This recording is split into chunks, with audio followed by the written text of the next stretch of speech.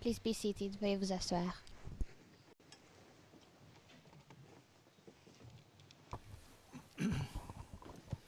Good afternoon. Le juge président, bonjour, rebonjour, monsieur le témoin. You had lunch. J'espère que vous avez bien mangé et que vous êtes prêt à répondre aux questions du bureau du procureur. Et sans plus attendre, je redonne la parole à monsieur Garcia. Alors, monsieur le témoin, Monsieur Garcia, merci, monsieur le président. midi, on parlait de l'argent que vous ayez reçu, certains ont reçu à la primature. Et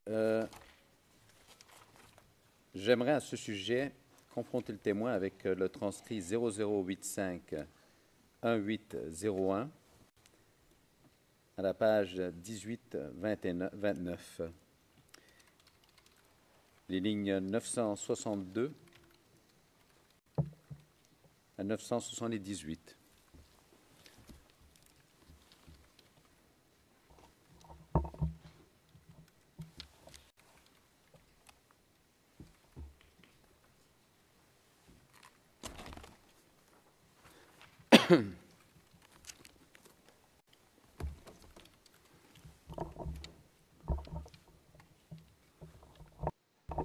Alors, monsieur le témoin, je veux simplement vous relire un extrait de votre transcrit de l'entrevue que vous avez donnée aux enquêteurs de l'accusation.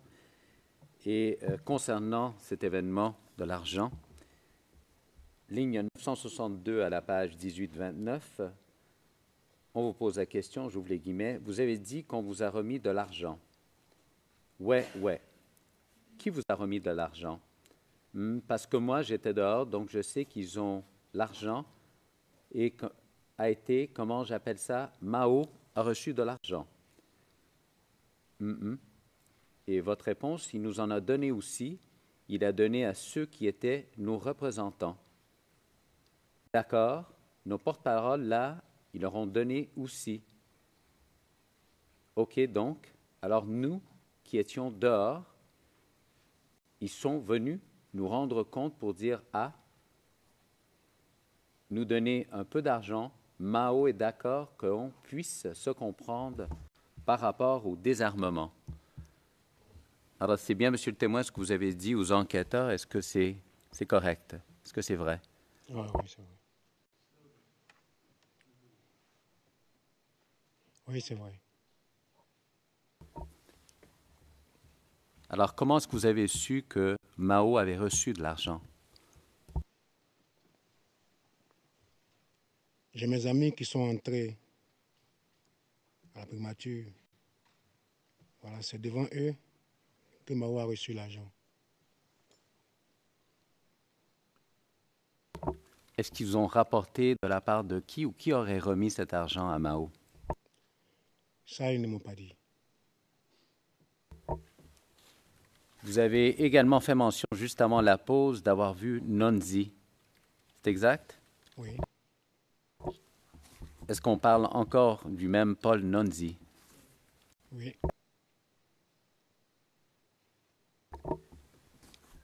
À votre souvenir, lorsque vous avez vu M. Nonzi, est-ce qu'il était seul ou accompagné? Qu'est-ce qu'il faisait? Et Nonzi était avec M. Gami. Qui est M. Gami? M. Gami, c'est un responsable d'un groupe d'autodéfense. Est-ce que vous vous rappelez de quel groupe d'autodéfense? Je crois que c'est le 1000 aussi.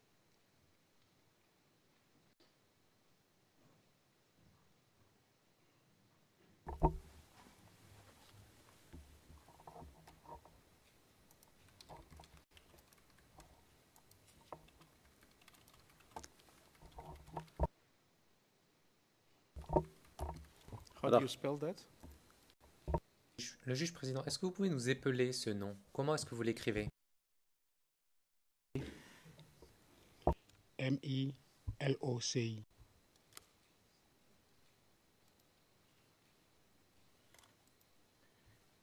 And what does it mean? Le juge président, et qu'est-ce que cela signifie? Le mouvement ivoirien pour la libération de l'Ouest de la Côte d'Ivoire.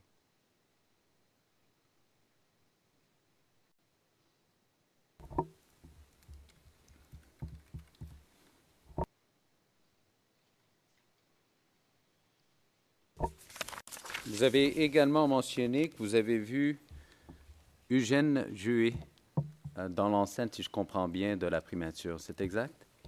Oui. Quand vous l'avez vu, qu'est-ce qu'il faisait? Nous l'avons trouvé là. Il était dans l'enceinte.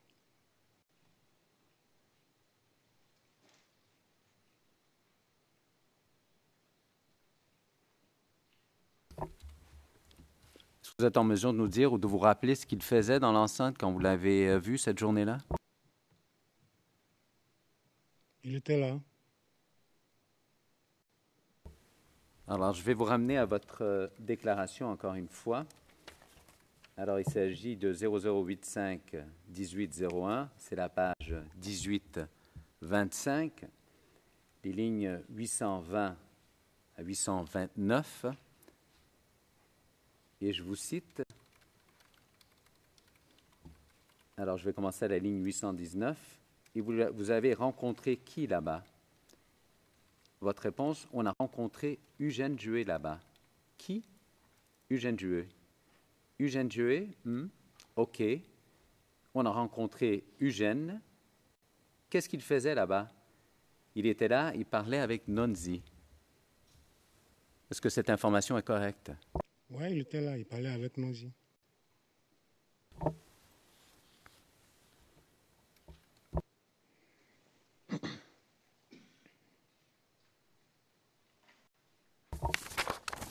D'accord, monsieur le témoin. Donc,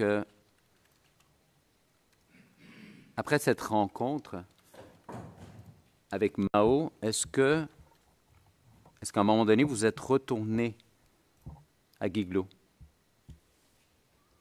Oui, en 2006, je suis retourné.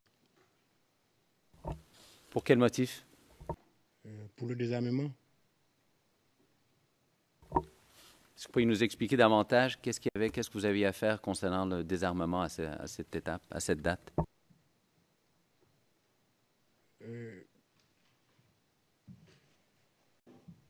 Les ex-combattants devaient être désarmés, devaient être démobilisés pour recevoir un montant de 499 500.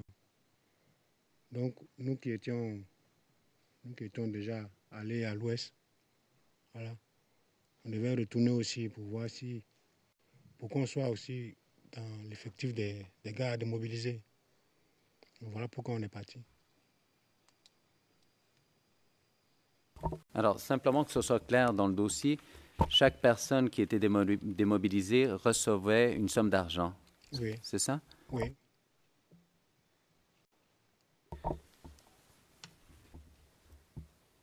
Lorsque vous êtes retourné en 2006 à Guiglo, est-ce que vous êtes retourné tout seul ou est-ce que vous êtes allé accompagné avec d'autres personnes?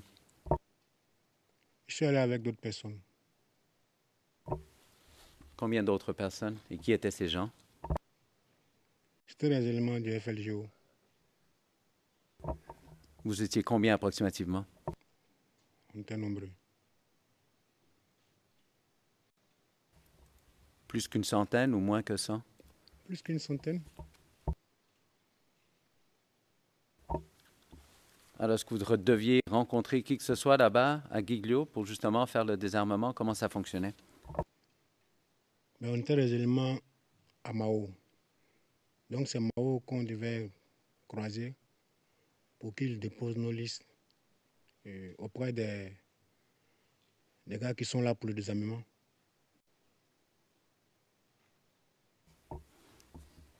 Et donc, quand vous parlez de liste, il s'agit de liste de quoi? La liste des ex-combattants du FLGO. Est-ce que vous avez réussi à mettre vos noms sur ces listes d'ex-combattants FLGO?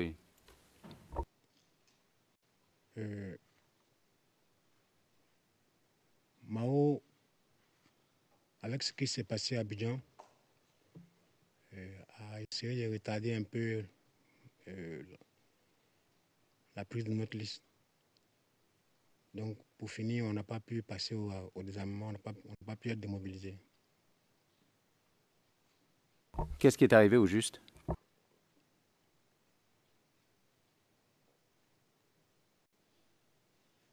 Mao était fâché parce que depuis Abidjan, avec ce qui s'est passé à l'hôtel, tout ça, voilà, donc il a essayé de retarder notre liste parce qu'il était fâché. Donc c'est ce qui a fait qu'on n'a pas pu passer. Et puis arrivé à un certain moment, le désarmement a été un peu bloqué. Donc c'est ce qui a fait que c'est tout ça qui a fait qu'on n'a pas pu passer au désarmement. Vous êtes resté là combien de temps, approximativement, à Guiglo, pour cette question de désarmement? Bon, d'abord, on est resté, je crois, au moins 10 jours. On est revenu sur Abidjan, puis on est retourné. Voilà, de là, je suis revenu à Abidjan en 2007. 2007, 2008.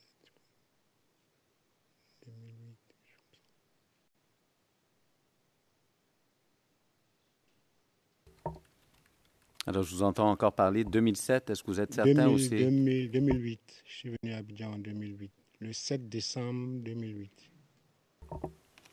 Et juste avant de quitter toute cette question de désarmement, est-ce que vous avez su s'il y a des gens, des éléments du FLGO qui ont été effectivement désarmés ou qui ont suivi ce processus à Guiglo alors que vous étiez là? Oui, il y en a qui ont pu être démobilisés. Combien, approximativement? Je crois 900 et quelques. Alors, 900 sur un total de combien?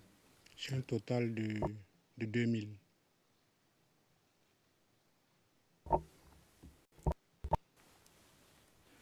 Alors, vous nous dites que vous êtes retourné, si je comprends bien, à Abidjan en 2008. Vous nous avez également mentionné avant la pause que vous étiez au Laurier, si je comprends bien. Au Laurier, exact? Oui. Et qu'est-ce que vous faisiez au Laurier? On faisait des travaux d'aide maçon.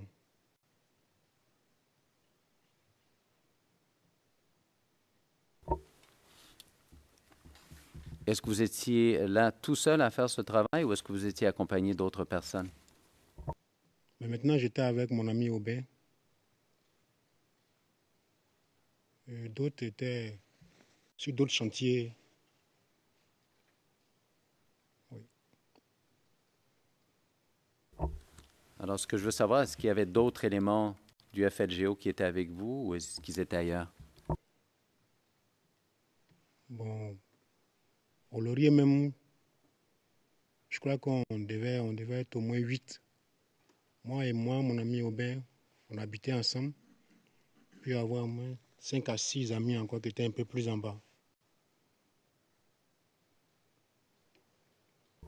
Simplement que ce soit clair, 5 ou 6 amis du FLGO Ouais, également. du FLGO, oui.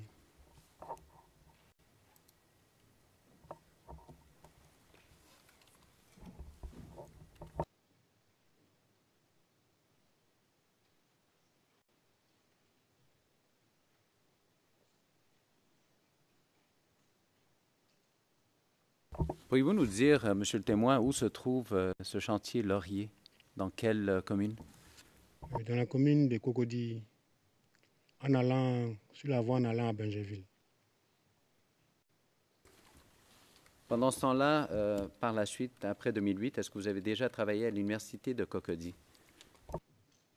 Oui, j'ai travaillé à l'université de Cocody. En quelle année approximativement? 2009. Pendant que vous étiez là à l'université de Cocody, est-ce que vous avez rencontré qui que ce soit? Personnalité ou... Oui,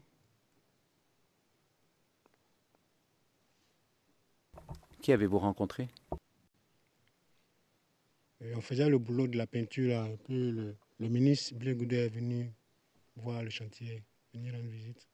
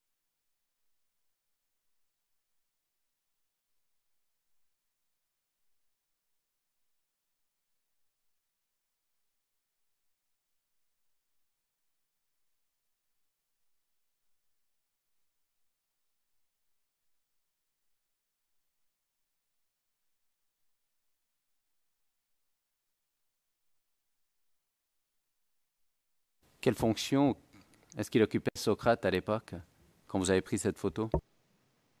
Socrate Adjalou m'a dit que c'était un gars de la Fessie. Alors, si on regarde l'endos de ce document, c'est la prochaine page.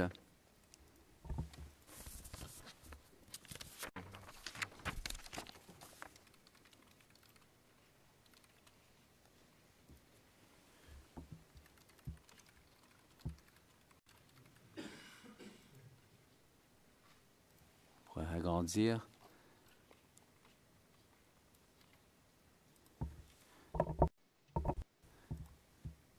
Alors, on est en mesure de lire. Et il y a une date qui apparaît, c'est le 8-2010. Quelle Ouais, date? 8e mois 2010. Donc, en août 2010. Voilà. Et là, on voit que vous dites, est-ce que c'est bien votre écriture sur l'endos de la photo? Oui, c'est mon écriture. Là, on voit que vous dites qu'il est inscrit photo de famille. Qu'est-ce que vous voulez dire par photo de famille? Nous tous qui travaillions sur le chantier, voilà, c'est cette famille-là dont je veux parler.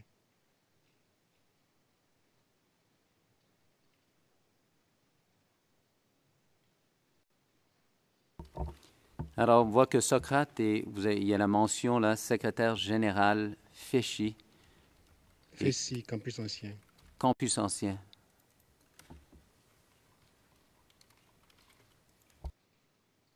Est-ce que vous avez d'autres informations sur lui, sur Socrate, mis à part ce que vous avez ici noté à l'endos de Non, la photo? non, non, non. D'accord, merci. On peut reprendre la photo. Dites-moi.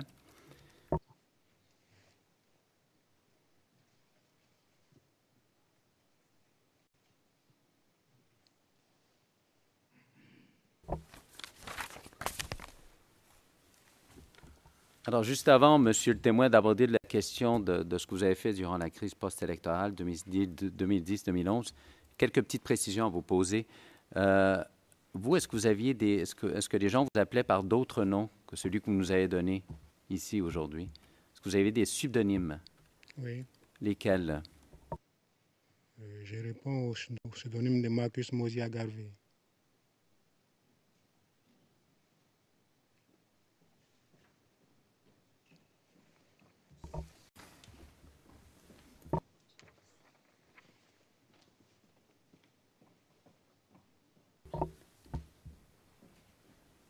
Alors, c'est Marcus Mosia Garvey. Est-ce que vous avez répondu à d'autres pseudonymes également?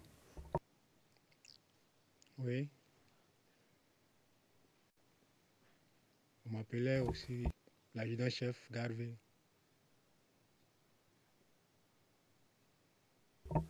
D'autres pseudonymes? On m'appelait aussi le chef des dispos. Pourquoi est-ce qu'on vous appelait chef de dispo? C'est en référence à quoi? C'était par rapport au respect que mes amis avaient pour moi. Donc ils me donnaient des noms, moi je ne peux pas refuser. Hein.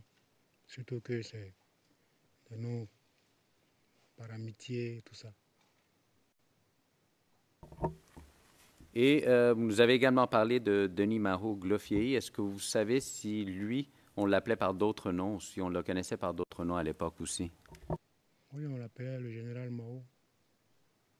On l'appelait aussi le crocodile. On l'appelait Sirento. D'autres noms aussi. Mais je crois que je ne me souviens pas. Ça va, alors changeons de sujet.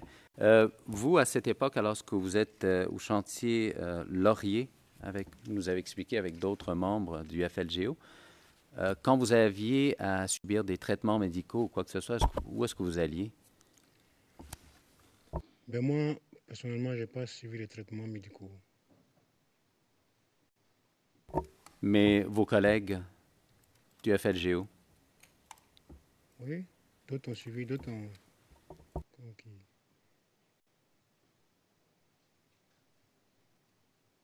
Je ne sais pas quel collègue a suivi un traitement médical. Ce que je veux savoir, c'est est-ce que vous alliez aux hôpitaux militaires ou est-ce que vous alliez pour vous faire traiter? Oui. J'ai mon ami au Sou dont la femme a accouché à l'hôpital militaire. Moi aussi, ma copine était enceinte. Au Sou m'a conseillé d'aller là-bas. Je suis allé. Mais après, j'ai vu que c'était trop long, quoi. Le Pougon, à Bobo, j'ai vu que c'était long. Donc, j'ai préféré qu'on s'occupe de ma femme à Yopougon. Est-ce que vous aviez une manière quelconque de vous identifier comme membre du FLGO à l'époque? Non, j'ai ma carte, je dis, je suis du FLGO. Voilà. Quand vous dites que vous aviez une carte, quel genre de carte s'agit-il? C'est une carte de combattant que nous-mêmes on a confectionnée. Et qu'est-ce qu'il y avait comme information sur cette carte de combattant?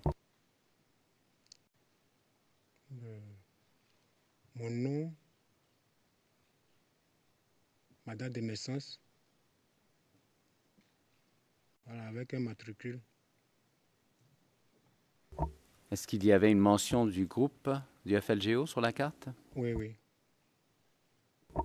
Et lorsque vous présentiez avec cette carte à un hôpital militaire, est-ce que vous aviez à payer quoi que ce soit ou comment ça fonctionnait? Moi, ma femme, je crois que j'avais à payer seulement que l'échographie. Voilà. Mais je n'ai pas payé parce que ce jour-là, je n'avais pas d'argent. Ce que je veux savoir de façon encore plus précise, est-ce qu'il y avait un avantage quelconque à présenter cette carte du FLGO quand vous alliez à l'hôpital? Est-ce que ça vous donnait des avantages? Oui, on peut te soigner. Parce que si mon ami Ossou a pu faire accoucher sa femme là-bas par sa carte, on pourrait te soigner. D'accord, Monsieur le témoin. Alors, revenons à cette question de la crise post-électorale. En 2010, vous étiez où exactement? Où est-ce que vous résidiez? Dans quelle commune? En 2010, j'étais au Laurier.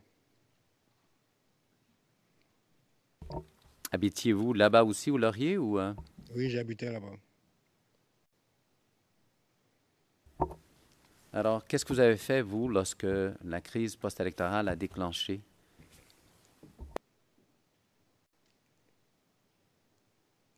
Quand la crise post-électorale a déclenché, j'ai essayé de me trouver quelque part où je serais en sécurité.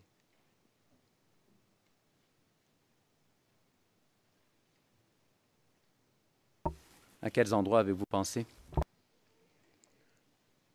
Bon, moi, je suis un ex-combattant. Il y a la guerre. Les gens ont commencé à prendre les villes. Si je reste où je suis, je sais que ça ne peut pas m'arranger. Donc, je vais dans un coin où je peux avoir les moyens de me battre. Voilà. Donc, d'abord, je suis sorti avec mes amis. Puis on s'est dirigé à la résidence. Est-ce que vous êtes en mesure de nous dire vers quelle date approximativement vous êtes dirigé à la résidence? Le 31 mars 2010. Lorsque vous Le parlez, 31 mars 2011. lorsque vous faites mention de résidence, de quelle résidence s'agit-il? C'était à la résidence présidentielle.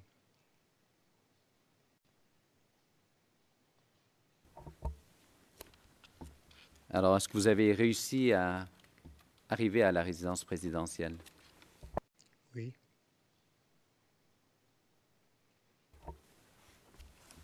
Alors, vous êtes parti le 31 mars. Vous êtes arrivé à la résidence présidentielle. Est-ce que c'était le jour même ou c'est la journée suivante? Si vous êtes en mesure de nous dire simplement. Le jour même. Alors, expliquez-nous ce qui est arrivé lorsque vous êtes arrivé là-bas. Juste avant, vous étiez seul ou est-ce que vous étiez accompagné? Donc, j'étais avec des amis. Combien d'amis? On était, je crois, 4 comme ça. Alors, ces amis, est-ce que vous pouvez nous donner leur nom?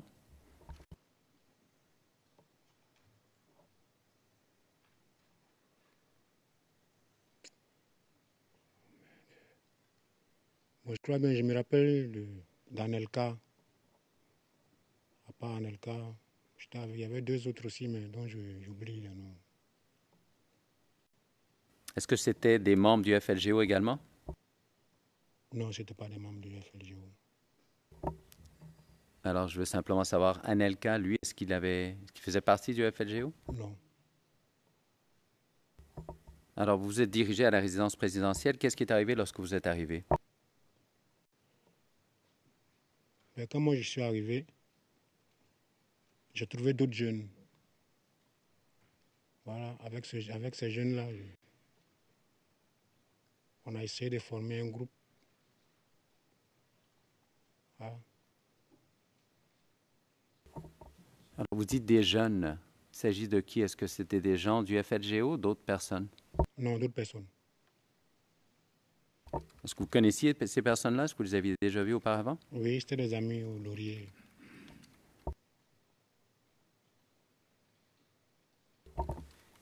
Et dites-nous, lorsque vous êtes arrivé là-bas à la résidence présidentielle, est-ce que vous avez rencontré qui que ce soit? Du FDS ou quoi que ce soit? Bon, j'ai rencontré un type du nom de Meledj.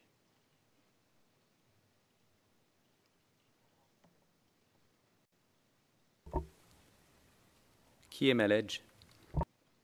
Meledj, il doit être un militaire. Est-ce que vous vous rappelez dans quelle unité ou dans quelle section il se trouvait? Non.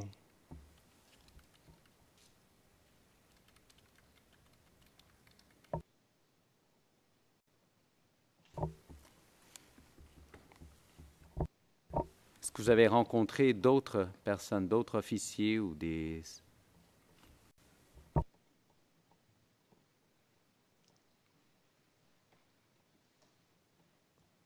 D'autres officiers. Oui.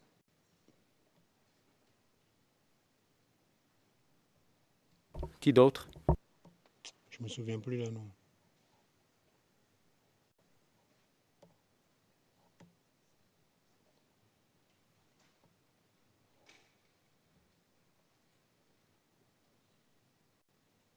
Alors, je vais vous ramener à votre déclaration, Monsieur le témoin. C'est le transcrit 0085 18 88.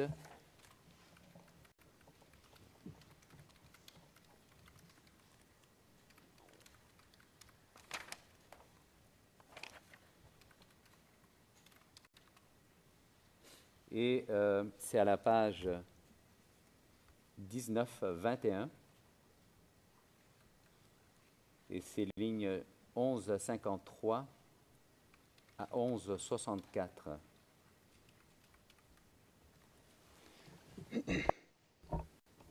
Alors, vous avez dit à la page 1153, donc nous, on est arrivé là-bas. Je suis allé, il m'a dit, il y a cet officier qui est là, lui-même, je suis arrivé, je l'ai vu même. Là, il n'a rien d'un officier, il est tout en sueur, là. Vous dites par la suite, il y a la musique, il me demande si moi, je suis un élément élément FLGO. Je lui ai dit, oui, je suis un élément FLGO. Il m'a dit, qu'est-ce qui le prouve? Et moi, je lui ai dit, il m'a dit que lui ne croit pas, mais moi, je lui ai dit, qu'est-ce que tu en sais? On a failli se disputer, quoi? Et mes amis m'ont dit, non. Qu'est-ce que c'est un officier et nous pas? C'est un officier de quel grade, de quel rang? Bon, il s'appelait commandant Blé. C'est ce qu'il devait avoir, le grade de commandant. Alors, est-ce que cette information est correcte, Monsieur le témoin? Oui, il m'a dit qu'il s'appelle commandant Blé. Voilà pourquoi j'ai dit c'est qu'il doit avoir le grade de commandant.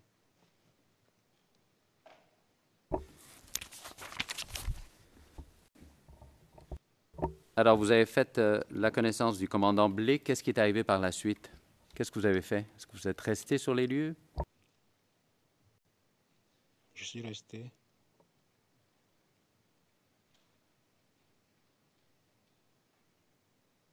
Je suis resté, ouais. Est-ce que vous vous souvenez des détails de ce qui est arrivé à ce moment-là avec le commandant Blé? qui vous a fait une demande ou quoi que ce soit? Donc, le commandant Blé, après qu'on ait fini de parler tout ça, là, lui, on ne s'est plus revu.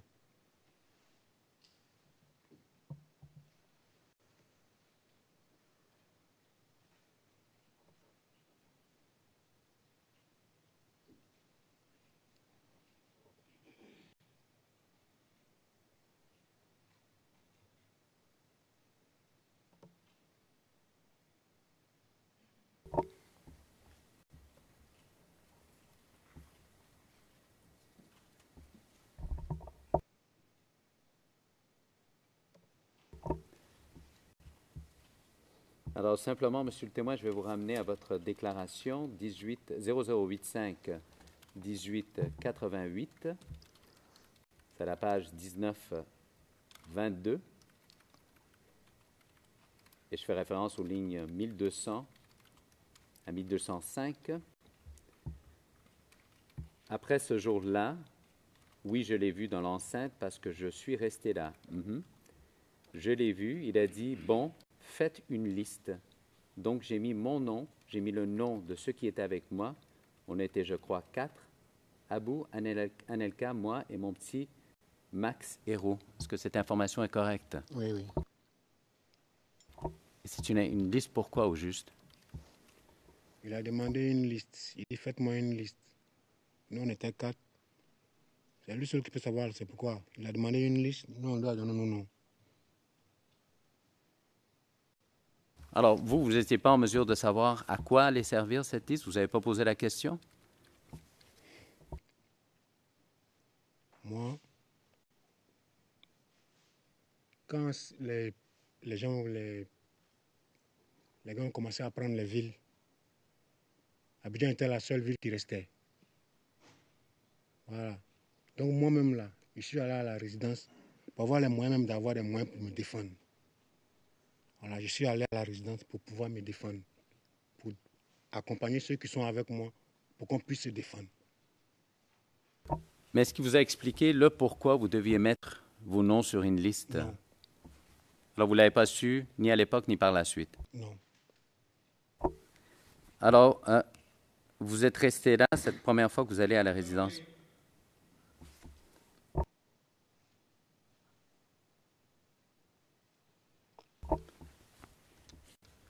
Vous êtes resté là combien de temps à la résidence présidentielle? Je suis resté là jusqu'au 12, le 13 matin, puis je suis entré à la maison. Le 12 avril, le 13 avril matin, je suis allé à la maison.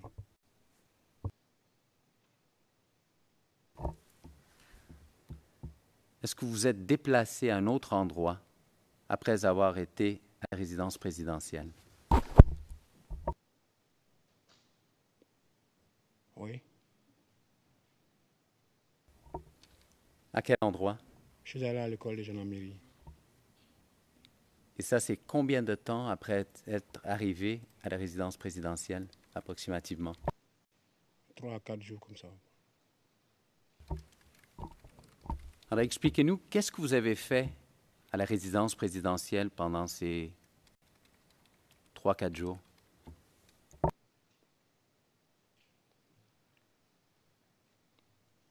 J'ai participé au combat. Vous combattiez qui?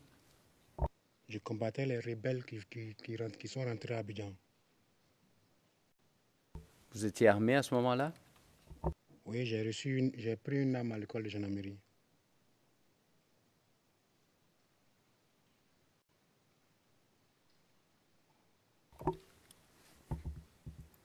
Alors, pour qu'on puisse bien comprendre, il y avait combien de personnes qui se trouvaient à la résidence présidentielle à ce moment-là qui combattaient? Il y avait beaucoup de jeunes.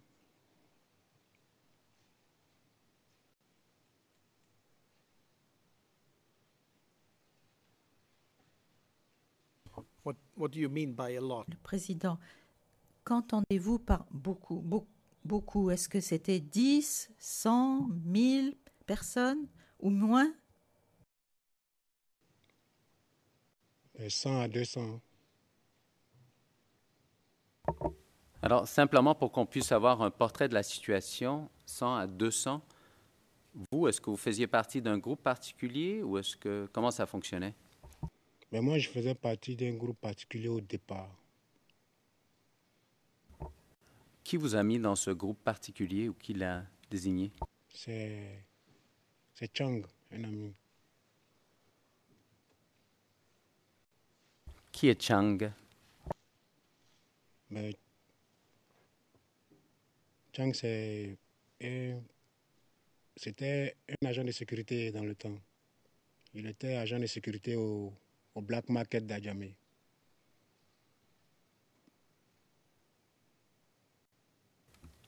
Alors, simplement pour qu'on puisse bien comprendre, vous étiez avec Chang dans un groupe. Oui. Et qui avait justement désigné les gens qui allaient être dans ce groupe?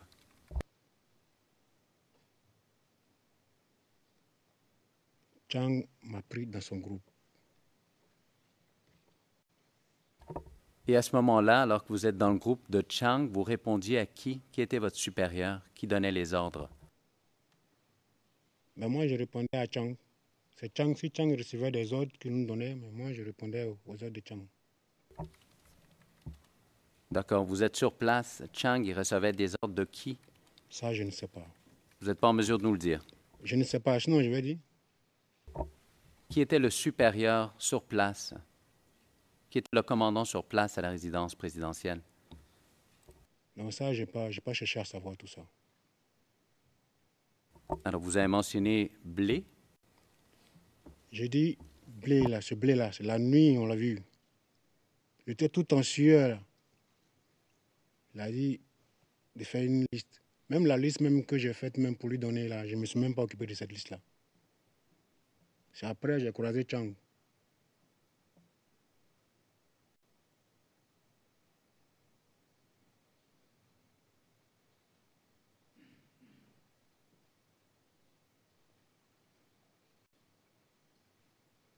And how many people? Juge président, combien de personnes y avait-il dans votre groupe? Combien? Il va falloir 25, hein, dans le groupe de Chang. Il va falloir au moins 25 personnes. Alors, Monsieur le témoin, j'aimerais ça vous ramener à votre déclaration 0085 18 88.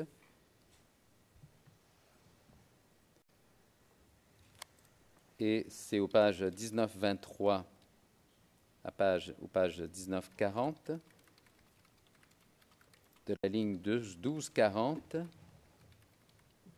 à 1254. Et c'est justement sur cette question du fait que vous étiez organisé en groupe. Alors, 1240. Des éléments du groupe dont je faisais partie, ouais. Il y avait beaucoup d'éléments, hein. Il y avait beaucoup, mais je me suis donné le temps de les compter. Mais c'est combien? Aucune estimation? Peut-être 50, hein. Plus de 50? Ouais. D'accord. Et comment ça a été organisé? C'était qui le chef? Comment on l'appelle? Je l'appelle ça. Alors, ligne 1253, comment j'appelle ça, là? Il y avait un gars qui s'appelait Melej. Et vous dites à la ligne 1258, lui, je crois que c'était un capitaine. De quelle unité? De la garde républicaine. Alors, est-ce que cette information est exacte, Monsieur le témoin? Moi, je crois, oui. Pardon? Il faut parler? Oui, oui. Elle est exacte, l'information.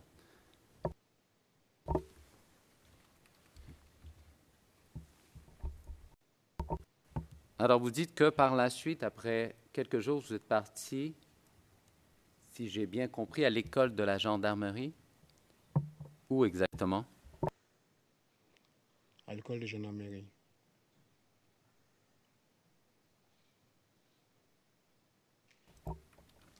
Dans quelle commune? La commune de Cocody. Alors, quand vous arrivez à la gendarmerie, l'école de la gendarmerie, vous êtes combien? On était nombreux. Et comment est-ce que vous êtes allé, vous vous êtes rendu sur place? Expliquez-nous ça. On est allé dans un cargo militaire. Il y avait combien de véhicules dans ce cargo militaire? On est allé dans un cargo militaire. Pardon. Est-ce qu'il y avait d'autres véhicules militaires?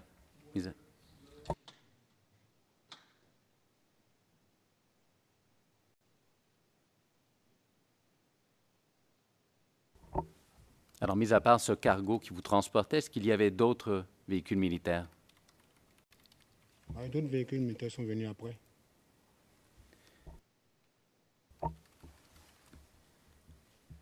Et vous étiez combien à vous rendre à l'école de la gendarmerie approximativement? On était nombreux. On était beaucoup. Plus que 100 ou moins que 100? Plus que 100. Est-ce que c'était des éléments du FDS ou d'autres personnes? Could you please slow? Juge président, pourriez-vous ralentir, s'il vous plaît? Noted, Your Honor. I'm going to slow down, obviously. Monsieur Garcia, oui, je vais ralentir.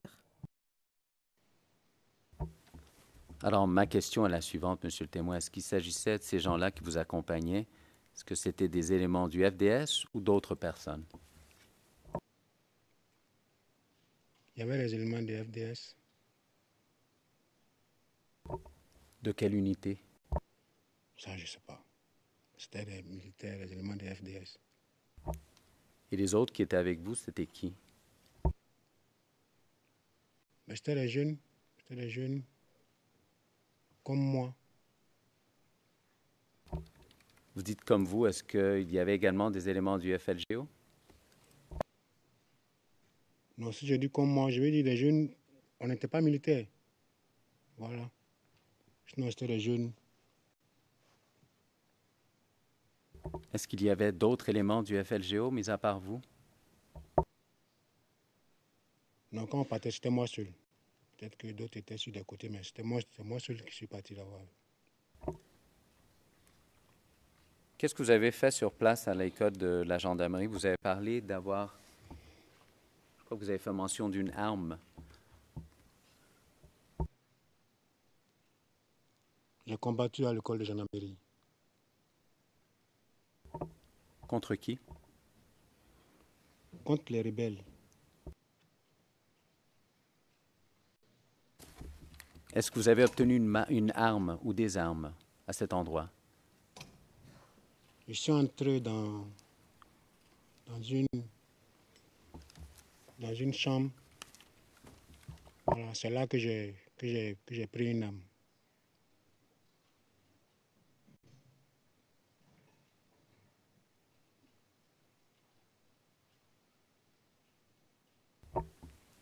Alors, vous avez mentionné une chambre dans laquelle vous avez pris une arme. C'était quoi la chambre, au juste? C'était la chambre des élèves gendarmes.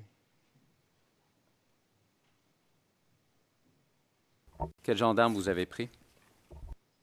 C'était un AK-47.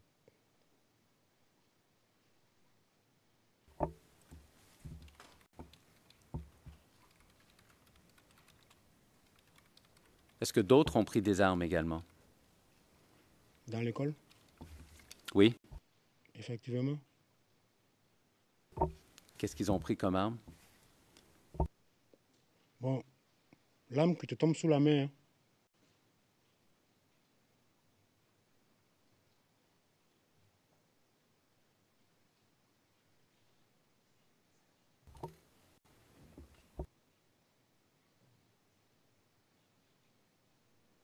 Vous avez mentionné AK-47. Est-ce qu'il y avait d'autres sortes d'armes?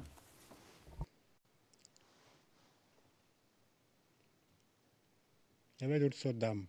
Mais ces armes-là, je ne connais pas leur nom.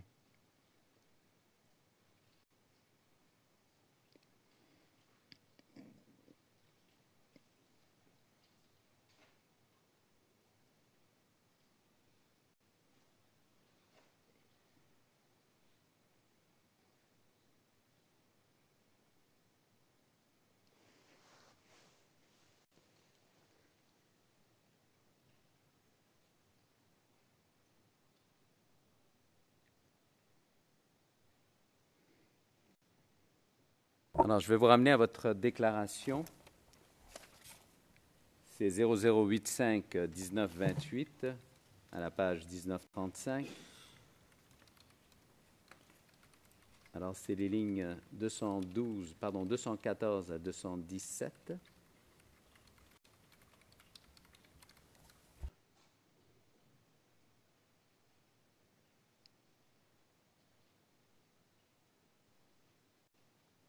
Et vous avez dit, justement à propos des armes, donc, j'ouvre les guillemets, donc, à partir de 18 heures, on a commencé à essuyer des tirs. Il y a l'armurier qui était là. Moi, je me suis approché, j'ai demandé une arme. Il m'a donné un à la vilaine arme là. Comment ça s'appelle? Il m'a donné une Mars 36. Est-ce que cette information est correcte? Elle est vraie? Oui, oui, elle est correcte. C'est quoi une Mars 36? Bon, c'est une arme.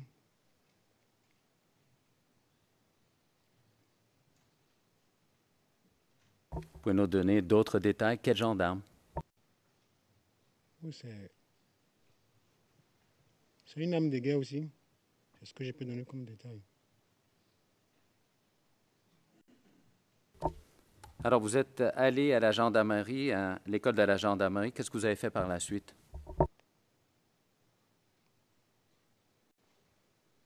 L'école a été attaquée et nous qui sommes restés dans l'enceinte, nous avons défendu l'école jusqu'au matin.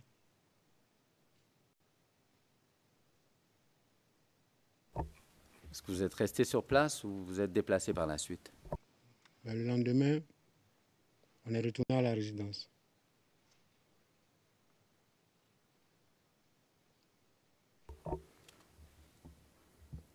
Alors, quand vous êtes retourné à la résidence présidentielle, qui gérait les éléments à la résidence?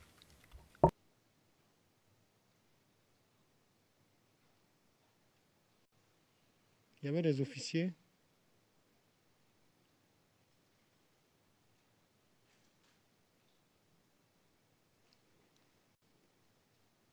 Lesquels, évidemment? Je ne me souviens plus leur nom. Alors, je vais vous ramener à votre déclaration, Monsieur le témoin, 0085 19 28 à la page 1939. Et je vais faire référence aux lignes 368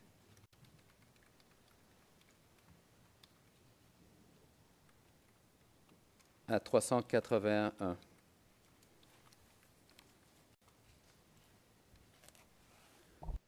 Alors, durant l'entrevue, vous avez dit, le lendemain, ils se sont, et puis la résidence a été attaquée par les FRCI.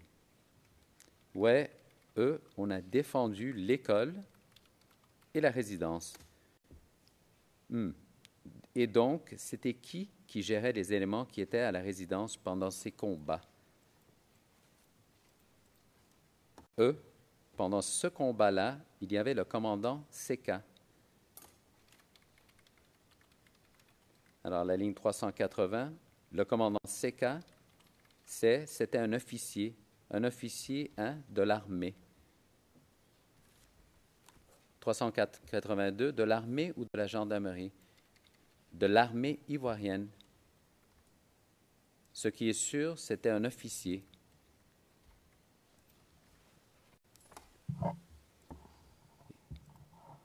Et là, on vous a posé la question, est-ce que là, vous parlez du ancien garde de corps de la première dame, à votre connaissance? Et vous dites « ouais ». Alors, est-ce que cette information que j'ai lue, elle est correcte? Elle est correcte.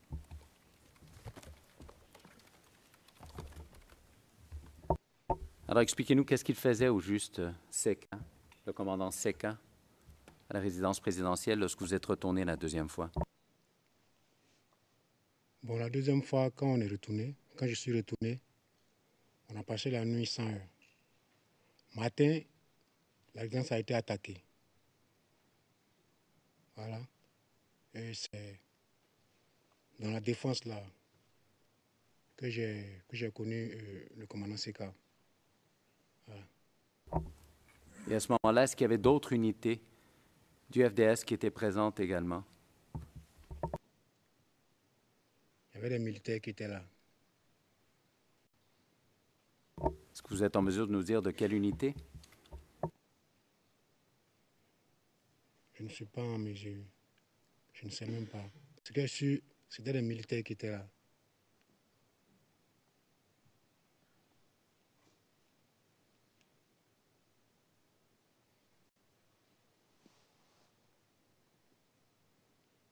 Qui d'autre était sur place? Mis à part les militaires, je crois comprendre votre groupe, les officiers que vous avez mentionnés, qui d'autre combattait également? Il y avait des jeunes. Il y avait des jeunes qui étaient là.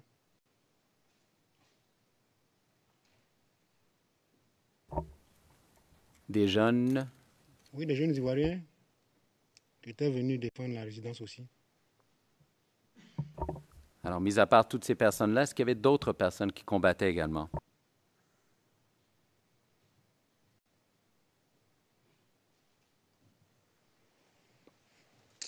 Éclaircissez-moi un peu, s'il vous plaît.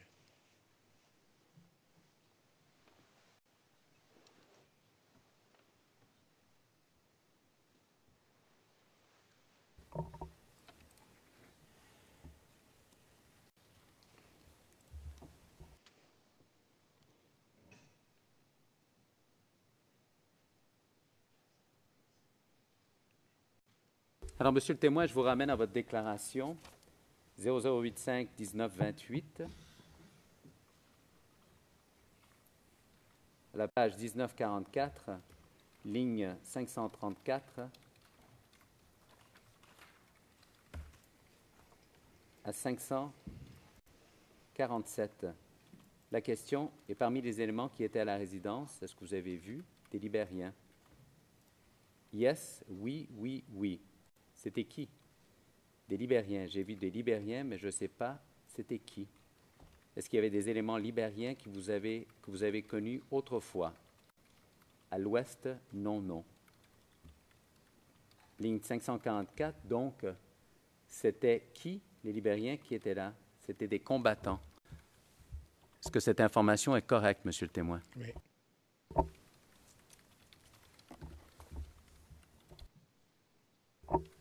Est-ce que vous avez vu d'autres personnes, des personnalités politiques sur place?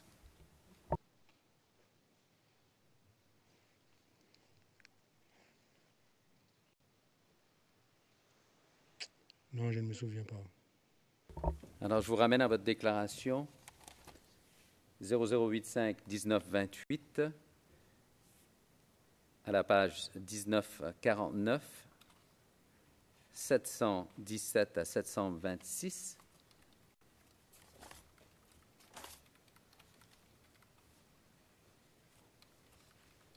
Et vous faites mention, à la ligne 708, vous avez fait mention, voilà Mian Augustin. Qu'est-ce qu'il a fait là-bas? Il est arrivé dans ce moment-là, au premier temps, il y avait des bêches, ouais, il y avait de la musique, voilà. Et Mian Augustin, qu'est-ce qu'il a fait là-bas? Il est venu animer, il a lancé un discours par rapport.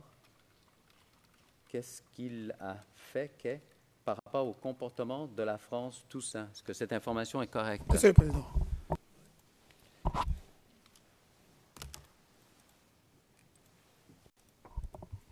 Maître Bougnon.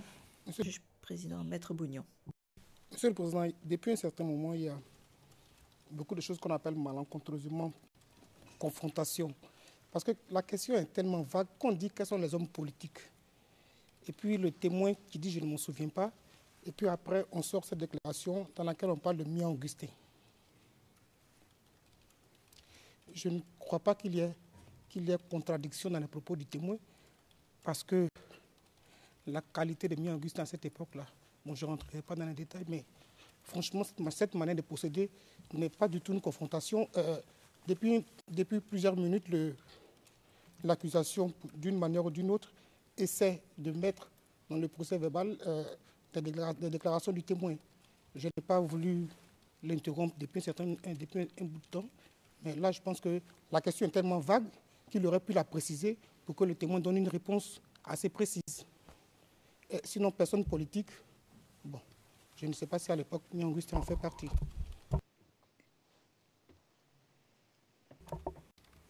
Your Honor, I simply had...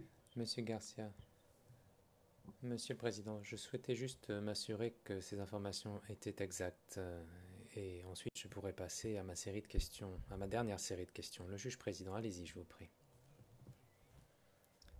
Bien que je pense que vous auriez pu vous contenter du nom, parce que vous avez demandé s'il y avait des hommes politiques. Il a dit qu'il ne s'en souvenait pas, vous auriez pu mentionner un nom et sans avoir à lire la déclaration. Trouvait à la résidence présidentielle. Répétez, s'il vous plaît. Monsieur Augustin Mian, est-ce qu'il s'y trouvait à la résidence présidentielle? Je vous ai lu un court extrait. Il n'était pas dans la résidence. Moi, sur la voie, là, on avait mis des bâches. Il y avait la musique. Ça, c'était, je crois, même le 1er avril, quelque chose comme ça. On a mis les bâches. Il y avait la musique. Tout le monde venait là. Voilà. Donc, il est venu. Il a essayé de parler, faire un discours.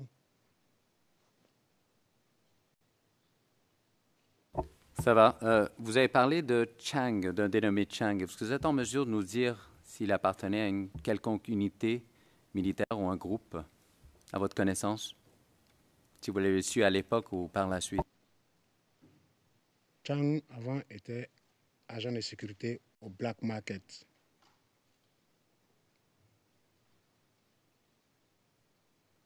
Si Chang s'est retrouvé à la résidence, c'est parce qu'il sait que c'est un jeune Ivoirien.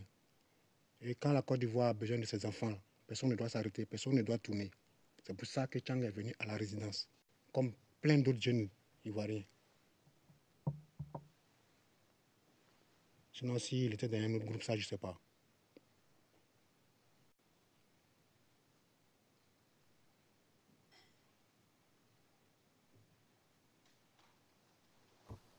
You've reached. Président, je vous rappelle que vous en arrivez à la fin du temps qui vous est imparti. Monsieur Garcia, il me reste J'aurais besoin de quelques secondes, une quinzaine de secondes, Monsieur le Président. Et il me restera peut-être une dernière question à poser.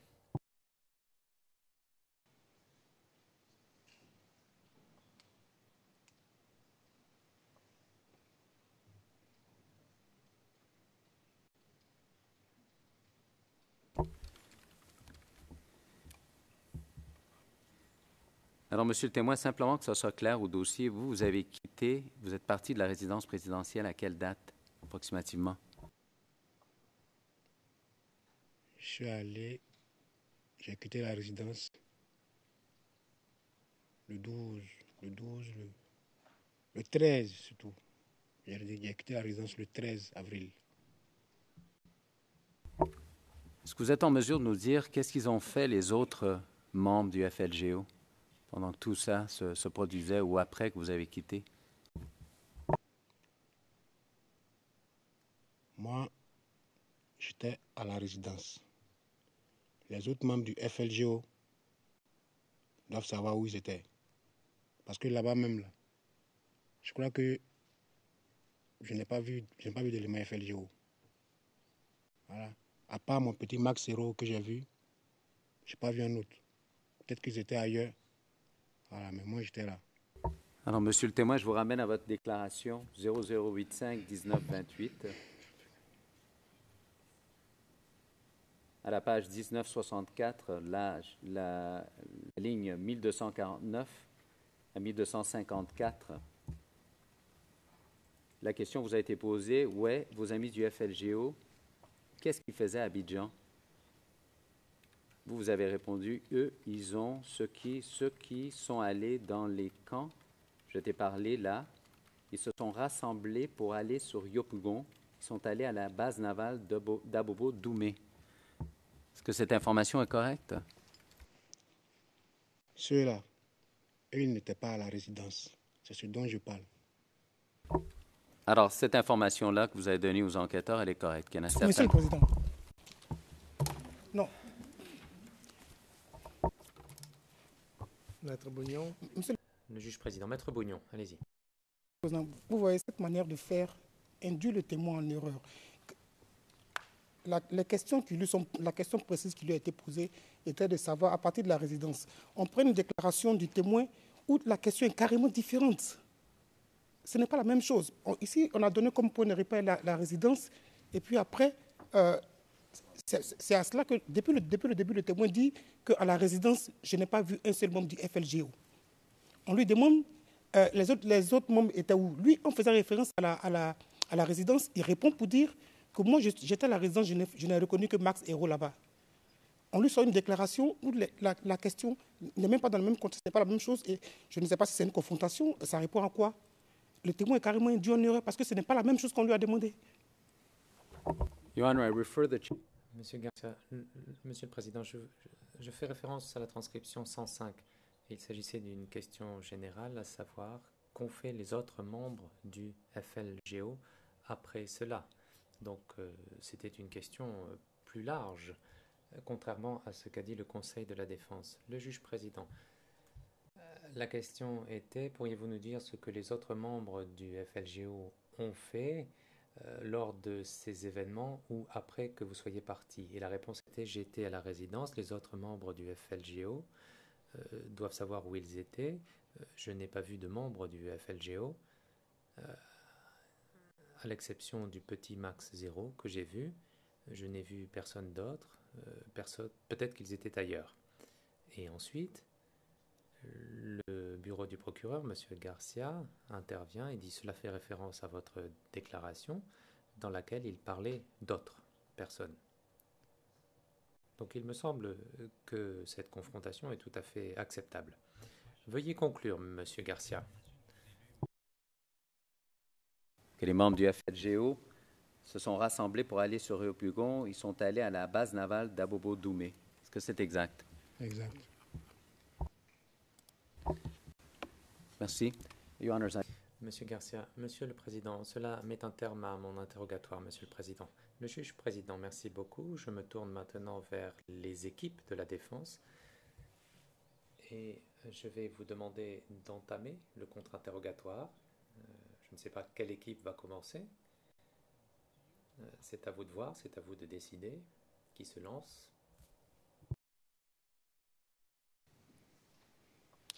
No, Mr. President, just have room. Maître Knops, j'ai une petite remarque sur le compte-rendu d'audience en anglais qui peut prêter à confusion. Page 104, ligne 10. L'accusation cite la déclaration du témoin et on vous a demandé si vous les aviez déjà vus. La réponse est oui à l'ouest, non. Dans la déclaration, alors cela peut être une erreur dans le compte-rendu anglais, mais le témoin indique à l'ouest, non, non, d'accord. Et le témoin dit non, non, une fois de plus. Donc le compte-rendu d'audience français est peut-être différent, mais il existe peut-être une erreur dans la version anglaise. Le juge président, nous en prenons bonne note. Maître Altit.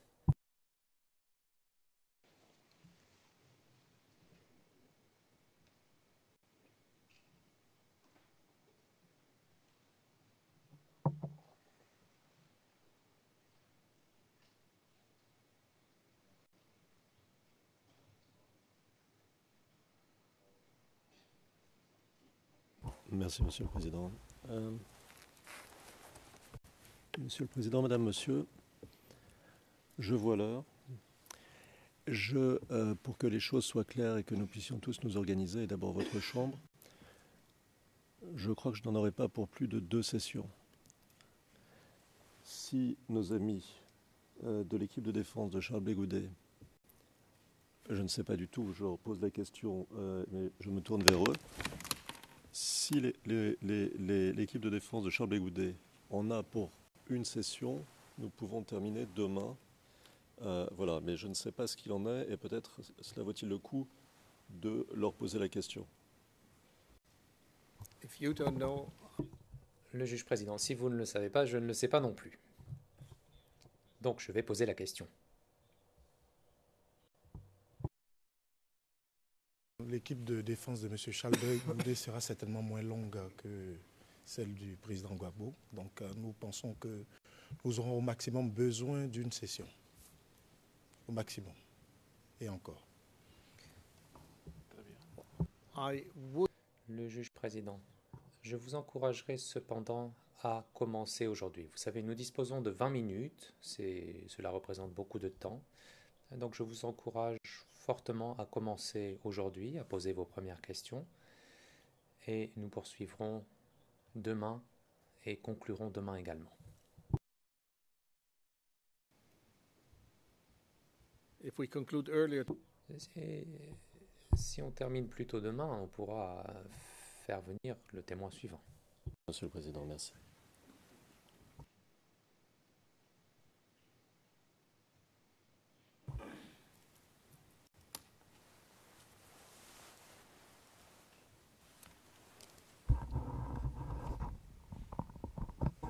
Bonjour, monsieur le témoin. Bonjour. Mon nom est Emmanuel Altit. Et moi, c'est Dubois Mathias. Je suis l'avocat principal de Laurent Gbagbo. À mon tour, je vais vous poser des questions et je serai reconnaissant d'y répondre de manière claire et concise. D'accord ? Ok. Alors on y va. Monsieur le témoin, vous nous avez dit, il y a quelques minutes, être allé à la résidence présidentielle le 31 mars. C'est bien cela ? C'est ça. D'accord. 31 mars 2011. Hein. D'accord. Pour les besoins de l'enregistrement, est-ce que vous pouvez simplement dire oui ou non, de manière à ce que les personnes qui notent tout ce que nous disons... Oui, oui, oui. Merci.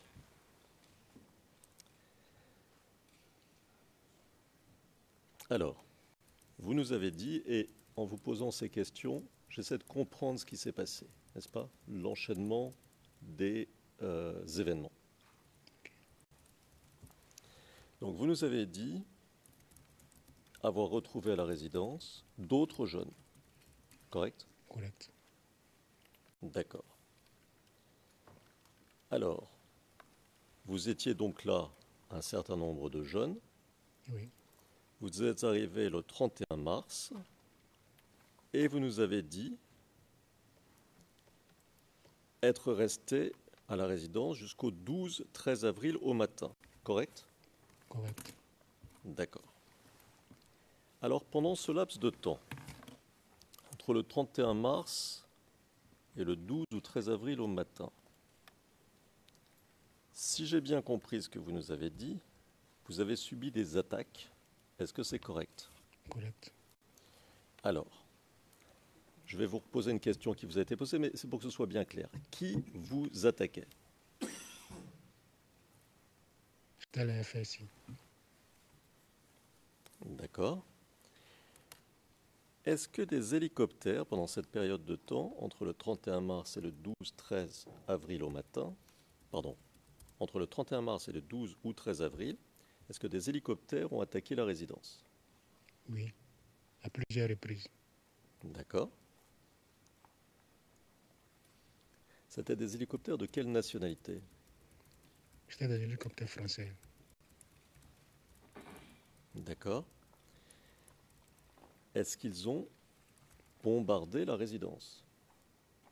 Ils ont bombardé la résidence, ils ont bombardé l'infirmerie, ils ont bombardé le camp de l'AG, ils ont tout bombardé là-bas. Y a-t-il eu des blessés et ou des morts ? Il y a eu des blessés, il y a eu des morts.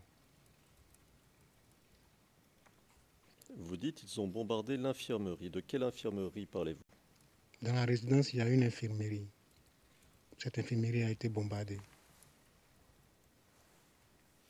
D'accord.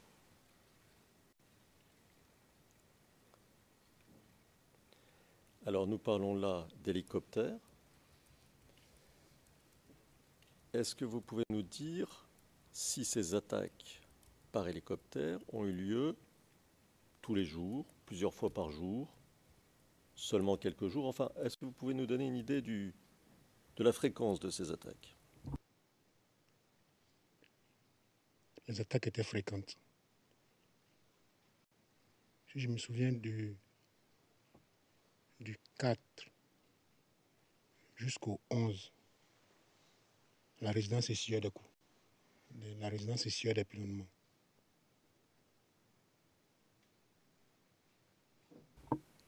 D'accord. Alors, nous venons de parler d'attaques par hélicoptère. Y avait-il des snipers qui tiraient sur les habitants ou sur les personnes qui se trouvaient à la résidence? Des snipers, vous savez ce que c'est? Oui. D'accord. Oui, il y en avait qui tiraient. J'ai vu même les jeunes qui ont été tués à l'entrée, quand tu quittes à la résidence, à la maison du PDCI, pour aller à la résidence, il y a un tournant. Voilà. Il y a 2 jeunes même qui ont été abattus par des snipers, là. Et puis, quand on rentre dans la résidence, pour entrer même au portail, il y a un carrefour là, avant d'entrer là. Il y a un jeune qui a été abattu là aussi, par un sniper. Moi-même, j'ai été raté par un sniper, grâce à Dieu. D'accord. Donc les jeunes qui ont été abattus, c'était quand vous vous trouviez à la résidence? À Oui. l'époque où vous vous y trouviez? Oui. D'accord. Ces jeunes-là qui ont été tués, ils étaient armés? Surtout les 3 que j'ai vus, il n'y avait pas d'armes, ils n'étaient pas armés. Je ne sais pas si les armes ont été prises après, mais quand je les ai trouvés, ils n'étaient pas armés. D'accord. À partir d'où tiraient les snipers? Où est-ce qu'ils étaient localisés? Bon, moi, le sniper qui m'a raté était sur le toit de la résidence de l'ambassadeur de France.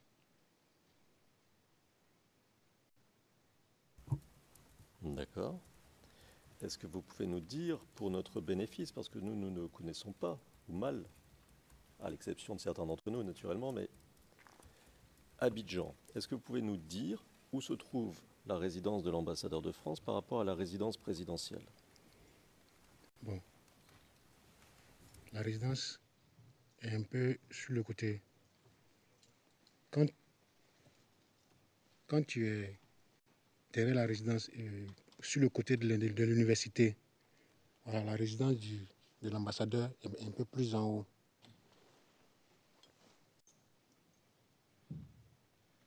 D'accord. Est-ce que vous voulez dire par là que les 2 résidences, les 2 propriétés sont mitoyennes? Vous savez ce qui signifie mitoyenne, c'est-à-dire elles se jouxtent l'une l'autre. Elles sont collées en quelque sorte. Non, elles ne sont pas collées. Elles ne sont pas collées. Ouais. D'accord.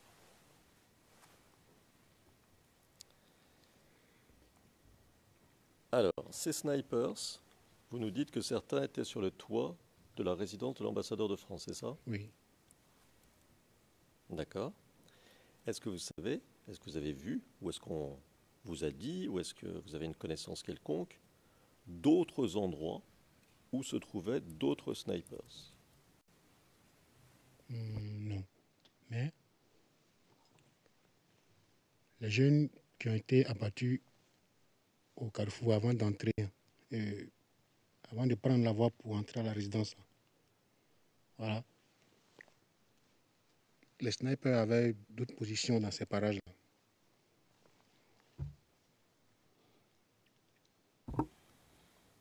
D'accord. Donc, ce que vous nous dites, j'essaie de bien comprendre, c'est qu'il y avait d'autres snipers qui étaient vers l'entrée de la résidence et qui prenaient comme cible tous ceux qui se trouvaient, dont ces jeunes-là, c'est cela que vous venez de nous dire? Oui, c'est ça. À l'entrée.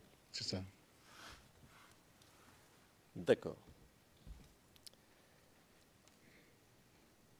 Ces snipers qui se trouvaient sur le toit de l'ambassadeur de France ou de la résidence de l'ambassadeur de France, c'était des soldats français ou c'était des FRCI?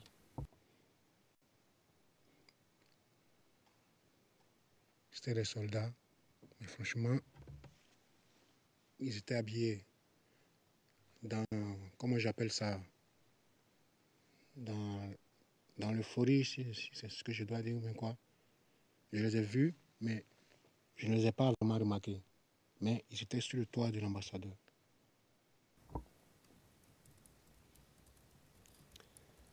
Vous voulez dire que vous-même, vous avez vu les tireurs, vous les avez distingués vous-même?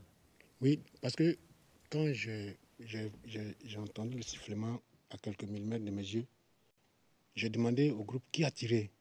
Donc, il y a un qui est parmi nous qui a dit « Fais attention, regarde là-bas, il y a des snipers. » J'ai vu même, mais j'ai préféré courir pour plonger dans le 4x4 qui était devant moi. Parce que le 4x4 était partait déjà, donc j'ai préféré courir pour plonger. Donc je les ai vus, puis j'ai préféré plonger dans le 4x4 pour pouvoir continuer ma voie, quoi.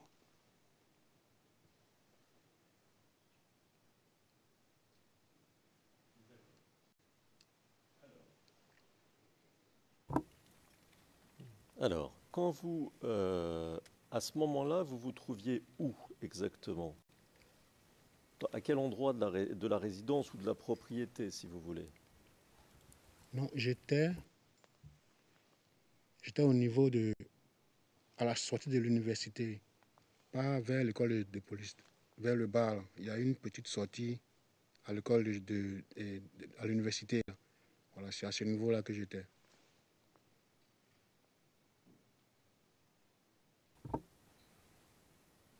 Mais donc pas dans un bâtiment, à l'air libre, dans une cour, quelque chose comme ça. Est-ce que On c'est ça? était sur le goudron, sur la route là. Voilà, parce qu'on nous avait prévenu de la progression des FSI sur le côté. Là. Donc on est arrivé là-bas. D'abord on a essuyé des tirs avant même que l'homme se fasse louper par les snipers. Et Dieu merci, personne n'est resté. On est retourné ensemble à la résidence. D'accord. Dites-moi, à votre connaissance, est-ce que des femmes, des enfants, des vieillards ont été tués ou blessés? Vous nous avez dit qu'il y avait une infirmerie à la résidence. Tués ou blessés par des snipers et ces blessés ont-ils été soignés à la résidence? Parce que je connais un jeune qui s'était dans le nom de Bébé Commando. Voilà, lui, le premier jour je l'ai vu, on a fait connaissance. Le lendemain, j'ai vu, il avait pris une balle dans le bras. Il m'a dit que c'est comment on appelle là, c'est à l'infirmerie qu'il s'est soigné. Sinon, à part lui, je n'ai pas vu d'autre. Mais quand l'infirmerie a été bousillée, c'est après qu'on est venu faire le constat. Voilà, je ne sais pas si on a évacué les gens, mais l'infirmerie même était à plat. Voilà, donc s'il y avait des gens, c'est possible qu'ils soient tous morts, franchement.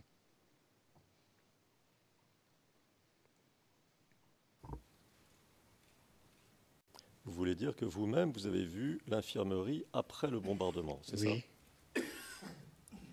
D'accord. Dites-moi, pendant ces jours-là, entre le 31 mars et le 12 ou 13 avril, vous étiez logé où? Où est-ce que vous dormiez? À quel endroit? Puisque, si j'ai bien compris, vous étiez à la résidence, est-ce que c'est ça? Oui. D'accord. Donc, à quel endroit de la résidence vous trouviez-vous pour dormir? Bon, le 31 mars, on a dormi sous les bâches là, parce qu'il y avait de l'animation. On est resté là jusqu'au matin. Le jour qui a suivi, on a dormi chez un ami à Blocos, un jeune qu'on a connu. Maintenant, les 2 jours avant, jusqu'au 4, on a dormi à la Belle Étoile là. Maintenant, c'est quand on est allé à l'école de gendarmerie, quand on est revenu, On a dormi dans la base de la GR qui est à côté. Le camp de la GR. Quand on nous a donné une place là, et on a dormi là. D'accord. Mais avant que vous partiez à l'école de gendarmerie, vous êtes resté entre le 31 mars et le 12 ou 13 avril, ça nous fait 12 ou 13 jours. Donc vous nous avez dit que les 4 premiers jours, vous nous avez dit où vous êtes resté, mais les jours suivants, avant de partir pour l'école de gendarmerie, où est-ce que vous avez passé la nuit? Est-ce que c'était dans l'enceinte de la résidence? Et si oui, où? Ou bien était-ce ailleurs? Bon, je dis, avant qu'on parte à l'école de gendarmerie, le peu de jours, là, on l'a passé sous les bâches là. On a passé sous les bâches. C'est quand on est allé à l'école de gendarmerie, quand on est revenu, on a trouvé une place. Il y a le foyer du soldat, des gars de la GR. Voilà, on a eu une place là-bas où on a dormi.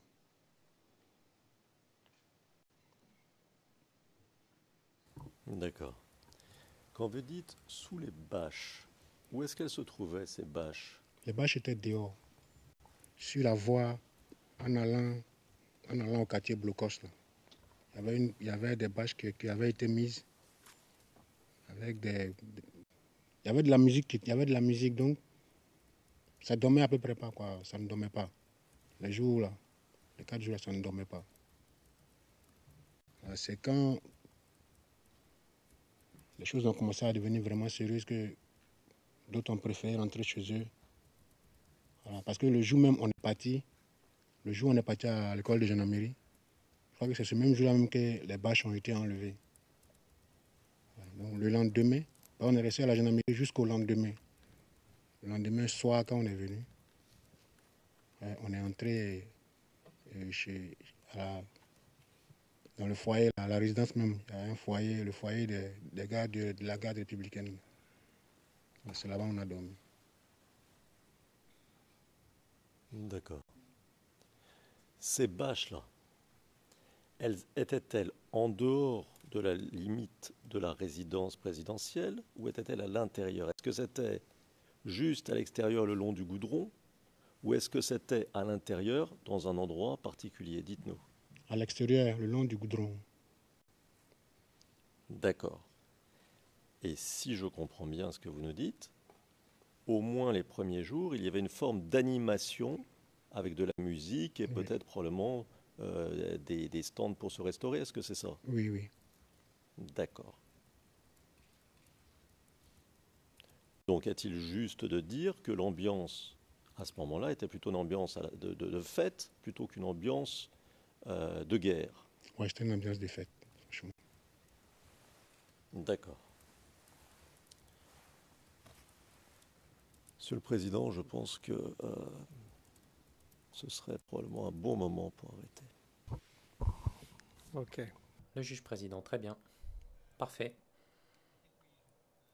Je pense que nous allons rester là pour aujourd'hui et nous nous retrouverons demain matin à 9h30.